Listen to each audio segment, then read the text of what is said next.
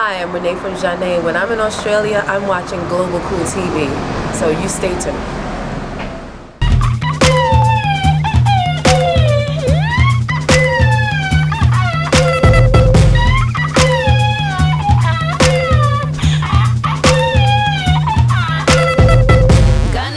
TV, and we are privileged to have for you guys Renee from the legendary group ZHANE, who looking fresh from an awesome show last night. Tore it up in Vegas. Thank you.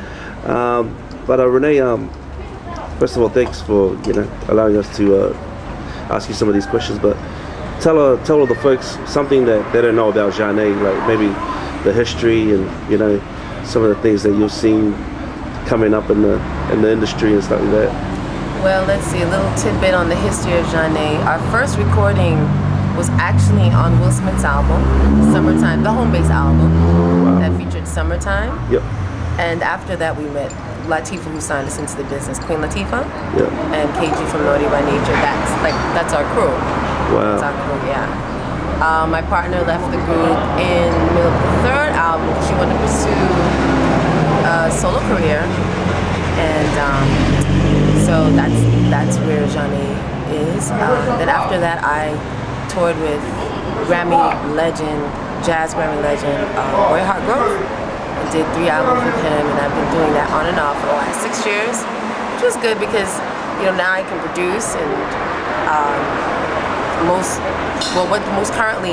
what I'm working on is my first solo album, my first solo project, which will be entitled Sovereign, and the first single will be called Watching Me, which features my boy Cardinal Official, and I'm sure you guys know him from Akon fame. And I also have another single with Chip Fu from the Fushnikins called, what are we calling this song? Can You Feel It? It's Banana Zone. I'm also on the Pete Rock album that came out last year with Chip. It's called Ready for War. So I do a lot of features in between. Wow. Between, R&B, soul, and jazz. I have something coming out pretty soon on the jazz genre. Probably in the next, maybe the first or second quarter of next year. Yep. And live band, live instrumental music, and it's a cover. It's a Roberta Flack cover, and look out for that on the internet. Awesome. Yeah, but I'm here in Brisbane, and it's about, I would say, about 80 degrees, and it's October 31st. Feels beautiful. And we're on our way to Sydney to perform tonight. Yep. And I'm going to be here for about 2 weeks. I think your album is like a long-awaited event especially for those who really appreciate the R&B music that you created back in the days. Your whole era. Thank you. Just in your opinion, like, where do you see the current music industry, especially the urban music industry? Where has it evolved into, and what do you think that your album would do to, somewhat get it back on track? To tell you the honest truth, I feel really lucky to come up in a time where Patrice Rushen was putting records out and the Gap Band was still together. Sade was just starting. Anita Baker put out her first single, Angel, when I was like in the 5th grade. I came up on this kind of music, so I don't really want to bash anyone that's doing music today. All I can say is that I am really humbled and proud to come up during the 70s and the 80s to be exposed to what's really rare right now, and that's groove and live instruments and soul all in one, all the time. Yep. I remember, like, on Fridays in New York, because I grew up in Brooklyn, raised in a community of Brooklyn called East Flatbush, and that's where most of the West Indians are.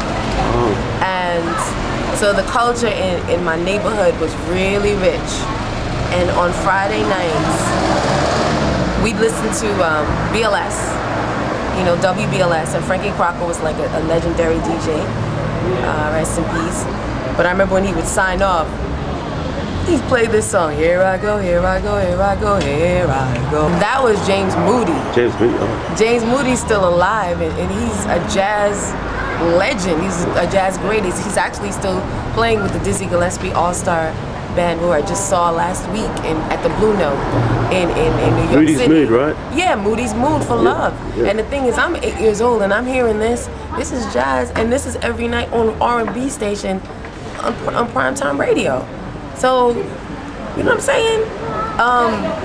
My opinion of today's music is very different from yesterday's music. So what I would like to do with my music is, if I'm going to continue in this industry, I've got to, you know, do something that I believe in. You know, I'm a woman of a certain age, and I just don't like to do things that I don't believe in anymore. Like, I'm not going to tell you I love you if I don't mean it. And if I mean it, I'm going to tell you. You know what I'm saying? And when it comes to music, I have to feel it, because I got to perform this, and when I perform it, you have to know I love this. You understand? So my goal is to go back to the classic sound that I know, that I grew up on. Try my very best to duplicate that feeling sonically, and I want to stay there and stay innovative and stay, you know, growing as an artist, because, you know, music keeps you young. So I want to keep growing as an artist and get stronger legs in it, and yeah, that's kind of what I want to do. Awesome. And without many boundaries. So I feel like sitting down and playing you a song in the middle of a set after I just Which you did last night. Yeah. But remember the second club we went to? Yeah. So I was in a cypher, y'all. With a rapper. I want no boundaries. Wow. None. I might get on with Beanie Man one day and chat. Because I'm such a Jamaican, so I should be able to do that. Yeah. You know? As long as it feels good, it feels right, and it's authentic, then I think I should be able to do that. So it'll be independent. Well, on that note, because I know a lot of the viewers that watch this are upcoming and, you know, local artists. And, you know, part of what we're trying to do is really support the local scene. I mean, what kind of advice would you give them to maintain that authenticity, I guess, you know? It's pretty simple. I think once you establish really why you're in the business, or you want to be in the business, but not just you want to be famous or you want to be a star. No. Really ask yourself, when you're alone, why do I want to do this? Establish that first, and once you know that, you can move through this jungle. You know, and it's really important to have a very strong sense of self, because if not, it won't. That's not going to work. You have to have a strong sense of self. Things are changing, and it's going to be a struggle, but not, you know, struggle is good. It builds character. Awesome.